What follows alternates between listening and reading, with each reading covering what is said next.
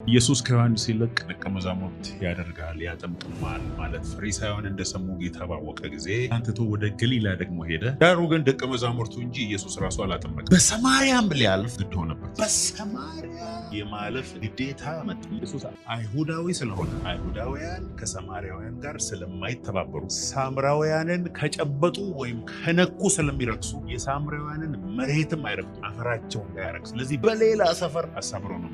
ኢየሱስ ግን ግድ ሆነበት። አሜን በሉ እንጂ። ምክንያቱም አንዲት ሴት አለች እዛ ኢየሱስን እንደ ማግኔት የሳበች አንዲት ሴት አለች። መሲሁ በመጣ ጊዜ ሁሉን ይነግረናል ብላ መሲሁን የምትጠብቅ እግዚአብሔርን የት ላምልክ እዛ ተራራ ነው ወይስ እዚህ ነው ብላ ከጌታ ጋር ሙግት ያላት የኢየሱስ ናፍቆት ውስጥ ያለ አንዲት ሴት ብዙ እንቆቅልሽና ውርደት ያለባት አንዲት ሴት ኢየሱስ ሊያልፍ ሲል ጎተተችው። ሊያልፍ ሲል አልቻለም። ኢየሱስ ከሰማርያ የሚጣራ ድምፅ ሰማ። ሊያልፍ ሲል የሆነ ሰው አለ እዚያ ያደረሽ የሆነ ሰው አለ። አሜን አትሉም እንዴ?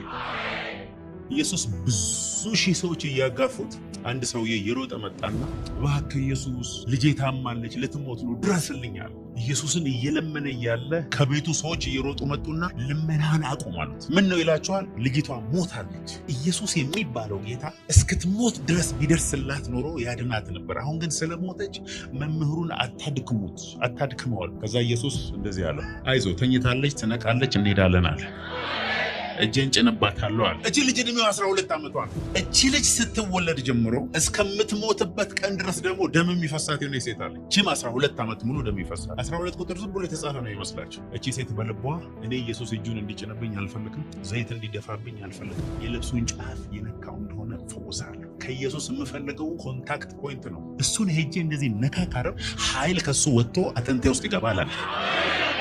ብዙ ሺህ ህዝብ እያጋፋው በህዝብ መሃል ሄዳ ያውም ስለዚህ 12 ዓመት የሞተበት ሰውዬ ጋር እያወራ ጌታ ኢየሱስ ሄደችና ነካ ስታደርገው ኢየሱስ እቺ ሴት ከዚህ በፊት ኢየሱስን ሰው ነክቶ ሲፈወስ አይታጣቅም። በነገራችን መጽሐፍ ቅዱሳችሁ ላይ አንብቡ። በመንካት መፈወስ የሚባል ያመጣችው ሪቫይቫሉን እስከዛሬ ለ2000 ዓመት ያመጣች ሴት ናት። እንዲያውም እሷ በነበረችበት ከተማ ይላል ኢየሱስ በከተማቸው እንዲያልፍና እንዲዳስሱት ለመኑት ይላል። ኢየሱስም ሲመጣ ብዙዎቹ ወደቁበት። እኔም ብሆን ዛፍ ላይ ወጥቼ ወድቀበት ነው። እቺ ሴትዮ ያመጣችው መገለጥ ለካ እስኪ ነካኝ መጠበቅ የለብኝም ከነካው መፈወሳለሁ የሚል ሬቨሌሽን የእምነትን ኃይል ያመጣችው እቺ ሴትዮ ነው። እቺ ሴትዮ አደገኛ የእምነት ሴት ናት። አሜን ከኔ ጋር ናቸው። ስብከቴ ገና ስለዚህ ሳምራዊት ሴት ነው። እቺ ሳምራዊት ሴት ውሃ ጠምቷታል። ውሃ የሚቀዳበት ቦታ የሄደችው ጉድጓድ በፀሐይ የሚካሄድበት አይደለም። አሁን እዛ ቦታ ሄዳችሁ ብታዩ በ6 ሰዓት ትደርቃለ። እዛ ሜዳት በረሃ ነው። ደርቃለች። ውሃ ጠምቷት ውሃ ልትቀዳ ስትሄድ የናዝሬቱ ኢየሱስ መጣ።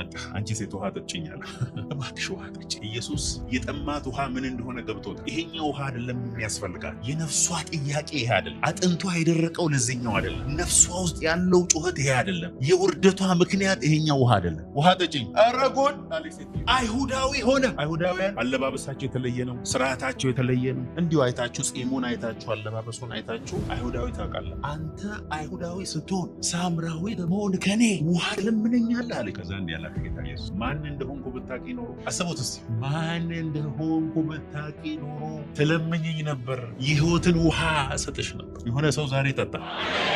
እርግጠኛ እኮ ሆኜ ነው የምነግርህ። ጠጥተህ ትወጣለህ በጌታ በኢየሱስ። ከዚህ ውሃ የሚጠጣ ሁሉ ምን ያደርጋል? እንደገና እኔ ከምሰጠው ውሃ የሚጠጣ ግን ለዘላለም ከሆድ ውስጥ በቴዎሎጂ እንኳን ከመጣህ ሳልበልጥ አልቀርም አለች። እኔ አለች ይህን ውሃ ያዕቆብ አባታችን ያዕቆብ እስራኤል የተባለው ያዕቆብ የአብርሃም የይስሐቅ ልጅ ያዕቆብ የ12ቱ ነገዶች አባት ያዕቆብ እሱ ራሱ ከዚህ ውሃ ነው የጠጣው። ጉድጓድ ነው የጠጣው። አይደለም እሱ ከብቶቹ ከዚህ ጠጥተዋል። ኢየሱስ እንዲህ አላት፣ አንተ ከሱ ትበልጣለህ ስትለው ነገርኩሽ እኮ ከዚህ ውሃ የሚጠጣ እንደገና ይጠማል። ያዕቆብንም ጨምሮ እኔ ከምሰጠው ውሃ የሚጠጣ ግን ለዘላለም አይጠማም። ለምን? ውሃውን ራሱ ወንዙን ራሱ ተሸክሞ ነው የሚሄደው። አቤት የሆነ ሰው አለ ዛሬ። እቺ ሴት የሆነ ቦታ ላይ ገባትና እንደዚህ አለች፣ ጌታ ሆይ አለች፣ በቃ እኔ እንዲያውም እዚህ ከምመላለስ እዚህ መጥቼ ከምጠጥ ይሄንን ውሃ ስጠኝ አለችው። ከዛ ጌታ ሆይ እኔ እዚህ መምጣት አልፈለኩም፣ ከዚህ በኋላ ደግሜ እዚህ እንዳልመጣ ይሄንን ውሃ ስጠኝ አለች። ከዛ በኋላ ጌታ ኢየሱስ ችግሯ የተዋህ እንደሆነ እንድታቅ ሄደና ውስጧ ያለውን ስብራት ከሰው ሁሉ የተለየችበትን ፕሮብለም ሂጂና ባልሽን ጠርተሽ ነው ያላት። እንደሱ ያላት ሊያዋርዳት አይደለም። እንደሱ ያላት የማትረቢ ሴት ነሽ ሊላት አይደለም። ባል የለኝም ስትለው ልክ ብለሻል፣ 5 ነበሩ 6ኛው ቤት ያለውን ባልሽ አይደለም ሲላት፣ በጣም የሚገርማችሁን ተአምር ልንገራችሁ። ኢየሱስ ስለ ባሎቿ የነገራት ቀጥላ የጠየቀችው ነገር ነው የሚያስቀው። ለምንድን ነው ባሎቹ ይፈቱኛል አላለች። ለምንድን ነው የተዋረድኩት አላለች። ለምንድን ነው የሁሉ መከራ የደረሰብኝ አላለች። ልክ መሲሁ መሆኑ ስታውቅ አንድ ጥያቄ ጠየቀችው። አባቶቻችን እዛ ነው የሚመለከው ይላሉ፣ ሌሎቹ ደግሞ እዚህ ነው ይባላል። የት ነው ማመልከው አለችው። ኧረ አሜን አሜን አሜን። እንስራዋን አረገችውና ወደ ከተማ፣ እንስራዋን ትታ ወደ ከተማ መሲሆን አገኘሁት፣ አዳኜን አገኘሁት። አንዲት ፈርታ የነበረች ሴት ወደ ፍርሃቷን የሮጠች፣ ወደ ውርጀቷ ሮጠች፣ ወደ ከተማ ሄደች። ለካ እችላለሁ አለች። ማንም በታሪክ አድርጎ ማያውቅ ሙሉ ከተማ ወደ ኢየሱስ ይዛ መጣች። እግዚአብሔር ውርደትሽን ሁሉ ወደ ክብር ይቀይራል። ይኸውላችሁ በዛ ከተማ ብዙ ሃይማኖተኞች፣ ብዙ ፖለቲከኞች፣ ብዙ ሀብታሞች፣ ብዙ የተማሩ ሰዎች አሉ። ለ2000 ዓመት ሳይቋረጥ የምትሰበክ ግን እሷ መንግስተ ሰማያት ስትሄድ በዛን ዘመን ሳምራውያን ውስጥ ሲኖሩ የነበሩ አንድ ሰው አታውቅም ከዚህ ሴት ልጅ። ይገርማል። ምሳሌ 8:17 ላይ እንደዚህ ይላል፣ የሚወዱኝን ወዳቸዋል፣ ተግተው የሚሹኝ ያገኙኛል። ኦ ማይ ጋድ ኦ ማይ ጋድ ኦ ማይ ጋድ። እግዚአብሔር ለጥያቄያችን ሳይሆን መልስ ያለው ለረሃባችን። ከጎናችሁ ላለው ሰው ነገሩት፣ እግዚአብሔር ለጥያቄ ሳይሆን ለረሃብህ ሁሉ ጊዜ መልሳል። አስተውላችኋል ግን ያላችሁት እግዚአብሔር ረሃብተኛ አይቶ አልፎ አያውቅም። መጽሐፍ ቅዱሳችሁ በደንብ አድርጋችሁ አንብቡ። ዘኬዎስ የሚባል ሰው ነበረ። ሁሌ ነው የምሰብከው፣ 12 ዓመት ሙሉ እየሰበኩ። ዘኬዎስ ማለት በጣም አጭር ሰው። እዚህ ቸርች ውስጥ አጭር ሰው ካመጣችሁ እግዚአብሔርን ታመሰግናለህ፣ ከዘኬዎስ ትበልጣለህ። በጣም አጭር ሰው። ዘኬዎስ ደግሞ ቀራጭ ማለት አይሁዳዊ ሆኖ ለሮም መንግስት የራሱን ህዝብ የማይገባ ታክስ እየጫነ ከህዝቡ ላይ ታክስ እየሰበሰበ ኢየሱስ ራሱ የኃጢአተኛ መጨረሻ ለህዝቡ የሚያስረዳው በቀራጭ በቃ እንደ ቀራጭ ይሁንልህ፣ አንድ ቀራጭ ነበር እያለ ነው የሚናገር። በዛ ምድር የቀራጭ ያህል የተጠላ ሰው የለም። ወደ ህዝቡ መቅረብ አይችልም፣ ይወግሩታል። ግን አንድ ቀን ኢየሱስ በሰፈር ሲያልፍ ሰማ። ለካ ውስጡ ረሃብ አለ። ሀብታም ሆኖ ፖለቲከኛ ሆኖ ነፍስ ውስጥ ጥያቄ ነበር። ኢየሱስ ሲያልፍ ወደ ህዝቡ ከተጠጋው በቁመቴ ምክንያት አላየኝ፣ ማን እንደሆንኩ ካወቁ ደግሞ ህዝቡ ይወግረኛል። እንዲህ ማለት ነበረበት። እኔ በሆኑ ኢየሱስ ወድሃለሁ ባይ ደስ ይለኝ ነበር፣ ግን እንዲህ አጭር አድርገህ የፈጠርከኝ አንተ ነህ። በዛ ላይ ህዝቡ ይወግረኛል። ቤት ያረፈ ቴሌቪዥን ሊማለ ግን እንደዚህ አለ፣ እኔ ዘኬዎስ ኢየሱስ በሰፈሬ እያለፈ ዝም ብዬ ልቀመጥ አይሆንም አለ እና ዛፍ ላይ ወጣ። ዛፍ ላይ ወጥቼ ኢየሱስን አየዋለሁ። እርግጠኛ ሆኜ ልንገራችሁ ያ ሁሉ ሺህ ህዝብ ኢየሱስን ከሚያጋፋው የበለጠ በዛን ቀን የመጨረሻው ረሃብ የተራበው ዘኬዎስ ዛፍ ላይ ወጥ ኢየሱስ ሲያልፍ ቆመ ይላል። ዘኬዎስ ረሃብን አየሁ፣ ጥማትህን አየሁ፣ ከዛፍ ላይ ውረድ አለ። ለምን? ጌታ ሆይ ወደ አንተ ቤት እገባለሁ። የኔ ቤት ጌታ ሆይ ኃጢአተኛ ሰው እኮ ነኝ፣ ህዝቡን የዘረፍኩ ሰው እኮ ነኝ። በእኛ ዘመን ቢሆን ሐሰተኛ ነብይ ነው፣ ከዚህ ቀራጭ ጋር ይሄዳል፣ ከሴተኛ ዳሪዎች ጋር ይበላል። ይህ ሰውዬ ሐሰተኛ ነው። ኢየሱስ በዚህ ዘመን ቢኖር በየቀኑ ፌስቡክ እና ቲክቶክ ላይ ይሰደብ ነው። ሴተኛ ዳሪዎችን ሰብስቦ መሀል ላይ የሚቀመጥ ከሳምራዊቷ ሴት ጋር ቆሞ ሲያወራ የተያዘ ነው እኮ ኢየሱስ። አይኑን የታመመ ሰው ላይ በምራቁ ጭቃ ሰርቶ የሚቀባ፣ ለምጻም የሆነ ሰው ላይ ምራቁን እንትፍ ብሎ የሚተፋ፣ በሰንበት የሚፈውስ ወደ ዘኬዎስ ቤት ገባ ኢየሱስ። አይገርምም? ከነ ደቀ መዛሙርቱ ቁጭ ብሎ ኢየሱስ ከዘኬዎስ ጋር እየተጎራረሰ ሲበላ አላዩትም? በመስኮት ረገድ የላችሁ ሰው ሐሰተኛ ነው ዘኪ ብላ እንጂ እያለ ኢየሱስ። ስንት ሺህ ህዝብ እያለ፣ ስንት ባለ ሀብት እያለ፣ ስንት ሃይማኖተኛ እያለ አንድ ረሃብተኛ ቤት ገብቶ ኢየሱስ አብሮ በላ። ጌታዊ ዛሬ የኔ ቤት ገብተህ ብላ። ኢየሱስ የመጣው በያዕቆብ በኩል። ያዕቆብ ምን አድርጎ የእግዚአብሔር ፕሮግራም ውስጥ በረሃብ ዘሎ ገብቶ ወሰደ። አንዳንድ ሰው ረሃብ የለውም። አንዳንድ ሰው ረሃብ የለውም፣ ዝም ብሎ በእግዚአብሔር ቤት ይመላለሳል። አንዳንድ ሰው ረሃብተኛ ነው። እኔ እነዛ 4 ሰዎች እንዴት እንደሚመቸው ኢየሱስ ወደ ቤቱ መጣ ይላል። እንግዲህ ቤት ስለሚል እሱ ቤት የኢየሱስ ነው ብዬ አምናለሁ። ኢየሱስ ምንም ቤት አልነበረውም፣ መኖሪያ የለውም ምናምን የሚሉ ሰዎች አሉ። ዮሐንስም ደቀ መዛሙርት መምህሮ የት ነው የምትኖረው ሲሉት ኑ እናየው ብሎ ከእሱ ጋርም የተወሰነ ቀን ኖሩ ይላል። ስለዚህ የሚኖርበት ነገር ነበር። አንድ ቦታ ላይ ቀበሮ ጉድጓድ የላቸው፣ የሰው ልጅ የሚያልፍበት የለም፣ ሂዱ ከዚህ ምናምን ያለው ሂዱና የማድርበትን ቦታ አዘጋጁልኝ ብሎ ለደቀ መዛሙርቱ ለሰዎች ሲነግራቸው ቦታ ሳያዘጋጁለት እዛ ከተማ መጣ እና ጌታ ሆይ ቦታ ሳያዘጋጁን የደረስከው ምን ይሻላል ብሎ ባሉበት ኢየሱስ በጣም ተበሳጨ። ሲበሳጭ ዮሐንስ ምን አሉ? እነዚህ ቦታ ያላዘጋጁልኝ ሰዎች እንደ ኤልያስ ከሰማይ እሳት አውረደ አቃጥላቸው። ሆቴል ስላልያዙ ሂዱና በመጽሐፍ ቅዱሳቸው እዘዝና አመድ አድርጋቸው። ምን አይነት መንፈስ ነው ያላችሁ እናንተ አላቸው። በዚህ ንዴት ላይ አንዱ መጣና ጌታ ሆይ ልቀበልህ እባክህ እኔ ራሴ ማደሪያ ያለኝ እና ኢየሱስ ሲመጣ ገሊላ እንደገባ ሲሰማ ሙሉ ከተማው ተገልብጦ ቤቱ ጋር መጣ እና በአልጋ ደግሞ እግሮቹ የማይሰሩ የሆነ ሰውዬ መጥቷል ይመስለኛል። በአልጋ ላይ ያለው ሰውዬ በጣም አደገኛ አማኝ ይመስለኛል። እያንዳንድሽ አራትሽ ዛሬ ከኢየሱስ ጋር ካላገናኘሽ ከስራ ትባረሪያለሽ። ወይ አለቃቸው ነው ወይ ሆነ ነገር። እኔ ተመልሼ በዚህ አልጋ ወደ ቤቴ ከገባው በህይወት አትኖራት። አረ ቤቱ ተከቧል፣ ህዝብ ነው ያለው። ይከበባ ምን ችግር አለ? ወደ ላይ ተወስደኛል፣ ጣሪያውን ተነቅለዋል፣ በገመድ ታስገባኛል። የሆነ ሰው አለ ዛሬ ገነጠሏ ቤቱ።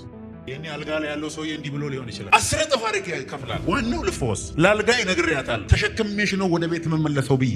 የሆነ ሰው አለ ዛሬ በገመድ ያስገቡታል። ከዛ ኢየሱስ እንደዚህ ያለ እምነት ታላቅ አልጋን ተሸክመና ሄድ አላስገባ ያሉ ሰዎች በጠቅላላ በር እየከፈቱ በእግሩ ነው ወክ እያደረገ። ዛሬ ኢየሱስን የሚያስደንቅ እምነት አንድ ሰው ውስጥ ይገባል። ተርባችሁ የመጣችሁ ዛሬ 100% እርግጠኛ ነኝ አምላኬ እግዚአብሔር ቀብቶ ከዚህ አደራሽ ትወጣል። ረሃብ ከሌለ ትልቅ ቅባት እንዳጠብቅ። ረሃብ ከሌለ ቅባት የለ እና ኢየሱስ በሰማርያ ለማለፍ ግድ የሆነበት ረሃብተኛ ሴት ስለነበረች፣ መሲሁ ይመጣል ብላ የምትጠብቅ ስለነበረች፣ የህይወት ውሃ የምትፈልግ ሴት ስለነበረች፣ ጌታን የማምለክ ጥያቄ ስለነበራት። እግዚአብሔር ከስታትስ ጋር ጉዳይ የለው። የገሌ ዘር ነኝ፣ ባለስልጣን እንትና ዘመዴ ነው፣ አካውንቴ ላይ ብር አለ፣ 80 ዲግሪ ድር ያለው እግዚአብሔር ከሱ ጋር ጉዳይ የለው። ዲግሪ ላንተ ይሆናል። እግዚአብሔር ሰውን በዲግሪ አያከብርም። እግዚአብሔር አካውንት ላይ ካለው ገንዘብ ተነስቶ አይደለም የሚጠራ። ያንተ ቴዎሎጂ እውቀት ላንተ ይሆናል። እግዚአብሔር ሁሉ ጊዜ ማለፍ የማይችለው ረሃብ ደግሞ ዲግሪ አይፈልግም፣ ዘመድ አይፈልግም፣ እውቀት አይፈልግም፣ ገንዘብ አይፈልግም። ረሃብ ብቻ ነው የሚፈልግ። ዛሬ የሆነ ሰው ላይ ረሃብ ይገባበታል።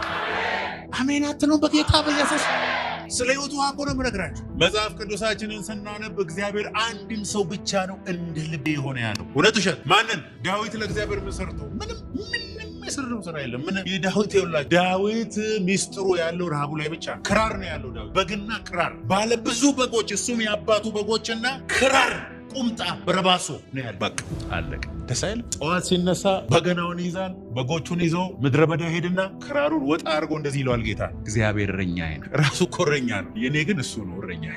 ወደ ለመለመ መስክ ይመራኛል። ይሄ የህይወት ውሃ የእረፍት ውሃ ዘንድ ይመራኛል። ነፍሴን መለሳ ስለ ስሙ በጽድቅ መንገድ መራኝ። ከዛ በኋላ ምን እንደሚል ታውቃላችሁ? እንጨትና ውሃ በሌለበት ምድረ በዳ አቤቱ ነፍሴ አንተን ተጠማች፣ ዋላ ወደ ውሃ ምንጭ እንደምትናፍቅ ናፈኩ። ከዛ እግዚአብሔር ከሰማይ ንጉሥ አገኘዋል። የምቀበው አገኘው። ታሪክ የምሰራበት አገኘው። የዚህ ሰው ግን ንጉሥ ሳደርገው ለ10 ዓመት ለ40 ዓመት ሳይሆን ለዘላለም አጸናለታል። የሆነ ሰው ረሃብተኛ ቤቱ ሆኖ የሚዘምር ቤቱ ሆኖ የሚጠማ አምላኬ እግዚአብሔር ዛሬ ቅባቱን በላዩ ላይ ያፈሳል። ዳዊት ጎልያድን ስለገደለ አይደለም እግዚአብሔር ዳዊትን የቀባው። እግዚአብሔር ስለቀባው ነው ጎልያድን የገደለው። እንዲያውም ዳዊት ራሱ አይመስለኝም ጎልያድን የገደለው። ያቺ ጠጠር ከምትሄድበት አምጥቶ የመታው እግዚአብሔር ነው። ዳዊት እዛ ሆኖ ሲጠማ የእግዚአብሔር መንፈስ ሲመጣበት አንበሳ እየሮጠ በጉን ሊወስድበት ሲመጣ እግዚአብሔር አንበሳውን አሻንጉሊት አድርጎ ያሳየዋል። በባዶ እጁ ሄዶ ብጭቅጭቋን ያወጣታል። የዳዊት የጦር መሳሪያ ምን እንደሆነ ታውቃላችሁ? ረሃብ ይባላል። እስቲ ረሃብ ነው። በዚህ ምድር ላይ በጣም ልትፈሩት የሚገባ ሰው ምን አይነት ሰው እንደሆነ ንገራችሁ። እግዚአብሔርን የሚራብ ሰው። ያ ሰው የክብር ካንዲዴት፣ የእግዚአብሔር ፕሮግራም እጩ ነው። ያ ረሃብተኛ እናቺ ሴት ወደ ከተማ ሄዳ ምን እንዳደረገች ታውቃላችሁ? ሙሉ ከተማ እየነዳች ይዛ መጣች ለኢየሱስ። ከዛ በኋላ ቁጭ ብሎ ኢየሱስ ማስተማር ሲጀምር እሷም ፈጠን ብላ ስታወራ ዝም በይ እስቲ ያውናል። እንዲያውም አንቺ የነገርሽን ብቻ አይደለም ኢየሱስ ካልሽው በላይ አንቺ ያልሽው ብቻ አይደለም ኢየሱስ። ከዛ በኋላ ኢየሱስንም ለመኑት፣ ከነሱ ጋር እንዲኖር ለመኑት። ኢየሱስም ከነሱ ጋር ኖረ። እንደ ሳምራዊቷ ሴት የተበላሸ ታሪክ ያላችሁ፣ በሰው የተጠላችሁ፣ የትም አትደርሱም የተባላችሁ ዛሬ ስለ እናንተ እናገራለሁ። ታሪክ የምትሰሩት እናንተ ነው። የመጀመሪያው በዚህ ሴትዮ ብናየው ኢየሱስ ዘረኛ አይደለም። ረሃብ ያለባቸውን ሰዎች ሁሉ ነው የሚያደርገው። እኛ ሀገር አሁን በጣም አስቸጋሪ ያለ ግሩፒንግ አለ። የነገ እንትና ግሩፕ፣ የነንትና ግሩፕ፣ የነንትና ግሩፕ። ጌታ ኢየሱስ ግን ለሁላችን አንድነት ነው የጸለየው። እውነት ውሸት? በዚህ ምድር ላይ የምትጠሉት እንዲሁ በቃ ባትሰሙት ደስ የሚላችሁ ክርስቲያን ወንድም ከእናንተ ጋር በመንፈስ አንድ ነው። በጣም የማትፈልገው ሰውዬ በመንፈስ ከአንተ ጋር አንድ ሆኗል። ያሳዝናል። እሱም በጥፊ ብትመታው የሚያመው አንተ ነው። ደስ አይልም ግን አንድ ነው። ከእግዚአብሔር ጋር በመንፈስ አንድ እንደሆነ እኛም እርስ በርሳችን በመንፈስ አንድ ነን። ከጎን የተቀመጥከው ሰው ጋር አንድ ነን በሉ። ባልና ሚስት በስጋ አንድ ናቸው። ከቅዱሳን ሁሉ ጋር ግን በመንፈስ አንድ ነን። አንተ ውስጥ ያለው መንፈስና እሱ ውስጥ ያለው መንፈስ አንድ ነው። ስለዚህ የምትጠላውን ሰው ስትጠላ ራስን እየጠላ ነው። እግዚአብሔር ረሃብተኞችን ሲወድ ረሃብተኛ ሰው ኢየሱስ ሲወድ፣ አለቅም ብሎ ግድግዳ የሚዋጠጥ ሰው ኢየሱስ ሲወድ፣ በዘመኔ ያየሁት እሱ ነው። ያንተን ጨዋነት አይደለም፣ ልብ ውስጥ ያለውን ጨዋት ነው እግዚአብሔር የሚሰማው። ዘመኔ ሊበላ ሳላገለግል ያንተ ክብር ሳይገለጥ በልቼ ጠጥቼ ዲግሪ ይዤ ወልጄ ብቻ ልሞት ኖ የሚል ሰው እግዚአብሔር እቺ ነች። ይሄኛው ረሃብ ነው ዛሬ በኢየሱስ የምናገርባት።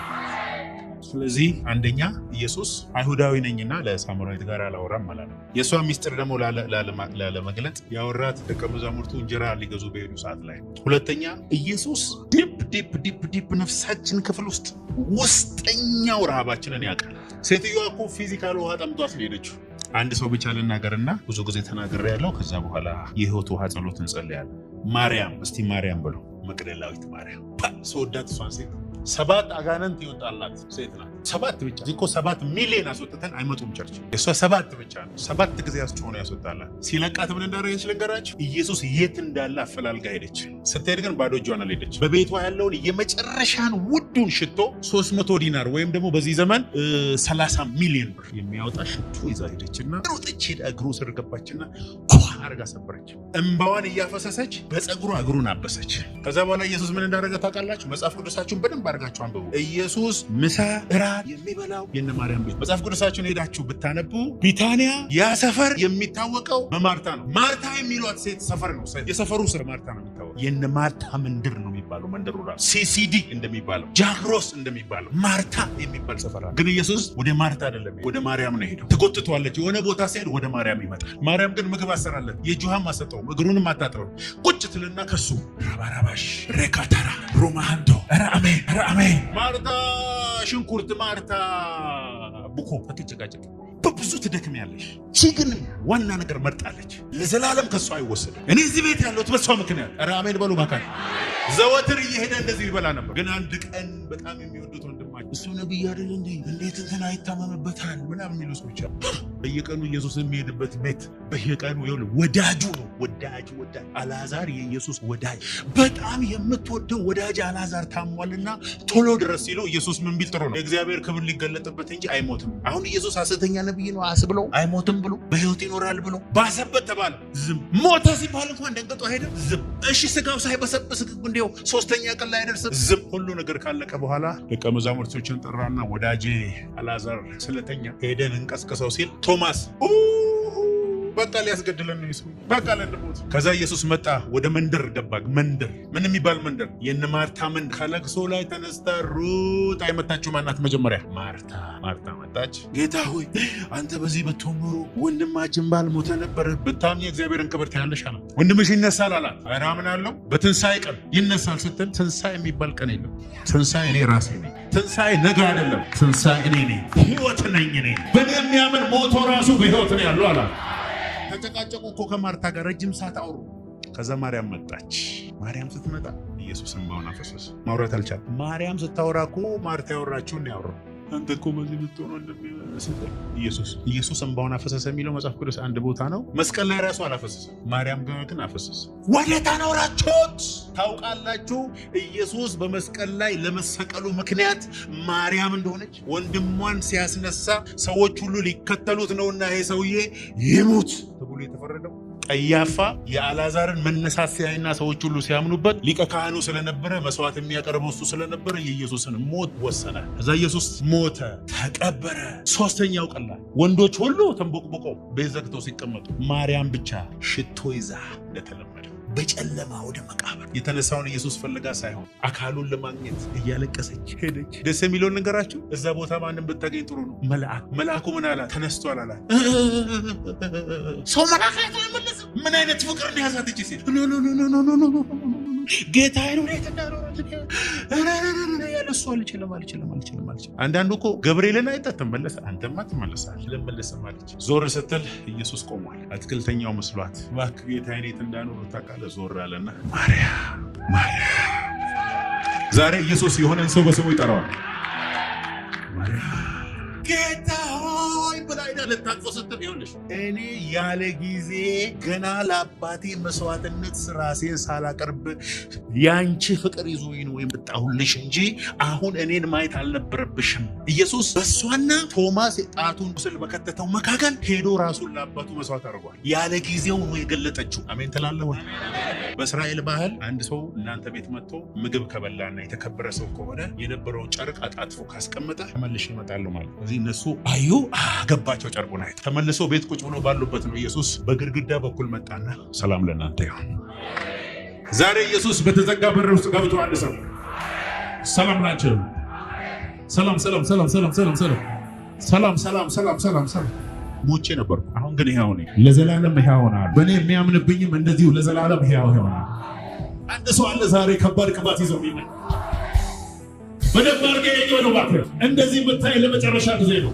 ከዛሬ በኋላ ከክብር ወደ ሌላ ክብር ስንወጣ ያለን ስለ እኔ በዜናዎች ሁሉ ትሰማለህ። አሜን። በኢየሱስ ስም ትንቢት እየተናገርኩ ነው። ከዚህ በኋላ ሰዎች አንተን ለማግኘት 5 ዓመት ቀጠሮ ይዞ በጣፊ በኩል ያገኙሃል። የእግዚአብሔር ክብር ከላይ ትሆናለህ። በኢየሱስ ስም ይሄ ይሆነብህ። ረባሃዳ ለከተለበሆ ዲካንታ ለባህዶ ባክሽ ተስፋለሽ። ሰዎች የሚሉሽን አይደለሽ፣ ሁኔታ የሚልሽን አይደለሽ፣ አንተ ራስ የምትለውን አይደለህ። የእግዚአብሔር ቃል ተስፋ አለ ይልሃል። ትቀባለህ ይልሃል። ትሄጃለሽ ይልሻል። This is your time in the name of Jesus. ራካታቻቻላ ዲከንተለበዲ ሶስተኛ ከዚህ ሴት የምንረዳ በነገራችን ላይ አንተ መሲህ እንደሆን ካያል ያለችው ጴጥሮስና እቺ ሴት ናት። ለመጀመሪያ ጊዜ አይ ቲንክ አንተ መሲሁን አገኘሁት ብላ ኢየሱስን በሬቨሌሽን ያወቀች ሴት ናት። እግዚአብሔር መንፈስ ነው፣ የሚሰገድለትም በእውነትና በመንፈስ ነው። የሕይወት ውሃ ወንዝ ከሆዳችሁ ይፈልቃል የሚለውን ጌታ ኢየሱስ የተናገረችው በዚህ ሴትዮ የተናገረው በዚህ ሴት ምክንያት 7 ላይ ሄዶ ተናግሯል በዳስ በዓል። ከዛ በፊት ግን ምዕራፍ 4 ላይ ከሷ ጋር ነው ያወራው። ክርስትና ማለት መንፈስ ቅዱስ በሰው ውስጥ ሲኖር እግዚአብሔር በሰው ውስጥ ሲኖር ማለት ነው ክርስትና እንጂ ሃይማኖት አይደለም። በዚህ ሴትዮ ጥያቄ ነው የተገለጠው። በዚህ ሴትዮ ረሃብ ነው የተገለጠው።